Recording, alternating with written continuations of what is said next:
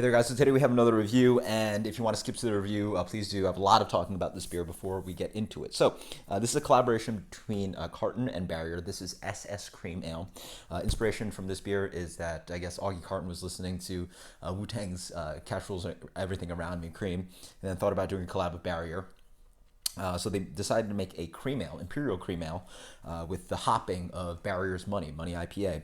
And so a cream ale is going to be around 4 or 5%. It's actually an ale that's lagered with 6-row malt because most beers that, craft beers would be 2-row malt. 6-row malt has more enzymes, helps with the adjuncts they throw in. So don't actually know if there's like maize or rice in here, but they're using 6-row in the malt bill. But then they're also bumping up to 8.4%, 70 IBU, and it's hopped to hell. So there you go. Collaboration between New Jersey and Oceanside, Long Island, New York.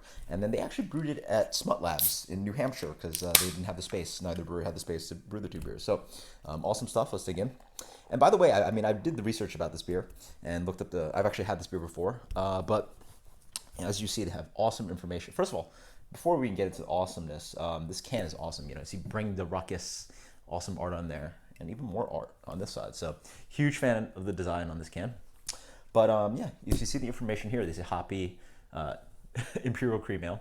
And then one thing you might notice is it says 3.5 SRM. And that always confuses me because that does not look like 3.5 SRM to me. No, that looks a little bit more like a pale amber, more like a 6, maybe 7 SRM. I mean, maybe I'm completely wrong.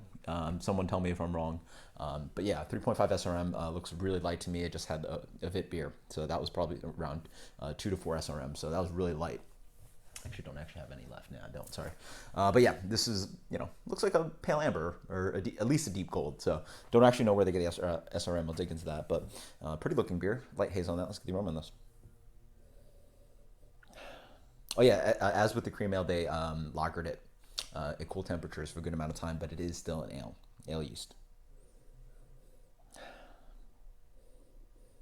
Yeah, smells nice and hoppy. You get a little bit of orange, a little bit of grapefruit, this like pungent, sticky pine, maybe good. Yeah, no, it's more like sticky tropical candy going on, a little bit of mango, good amount of this orange flesh kind of thing. And then also a little bit of this biscuity malt, but really nice and hoppy. Cheers.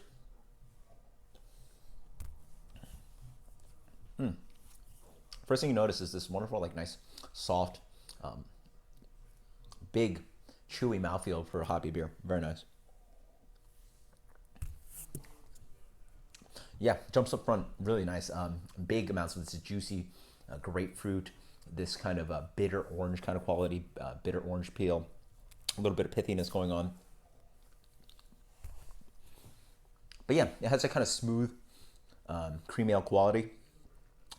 The cream ale in general is going to be a little bit like a more charactered kind of American lager. Again, they call it a lawnmower beer and BJCP, but it's going to have a little bit more character. But yeah, this was very much that kind of like clean cream ale kind of thing, but with the intense hoppiness of, a beer that's hopped like money. Definitely a nice kind of bitterness that drives on the palate midway through, all the way on. It's a little bit piney, a little bit resiny. Then dries out very nicely, nice and clean. Doesn't drink like 8.4%, maybe somewhere like. It's a nice aggressive beer, but just really smooth, easy drinking hoppy beer. Drinks around 7.75. Really awesome beer. Yeah, just really easy drinking, and the hoppiness I think really helps push this kind of imperial cream ale that they created with this awesome body, wonderful drinkability. But you get the hoppiness, bitterness, and the fruity flavors, and that piney quality and the resiny quality from the hops. Awesome slammable beer. As for rating, let's go with something like a 92. Yeah, let's go with a 92. I will say this can is relatively expensive. Actually, at retail, it's about $6. So Grimm usually retails around 5, maybe 6. that should be the cost around like $4, $5, $6. That should be the cost. This one that's straight regular retails around $6. So actually relatively pricey actually. So surprise from that.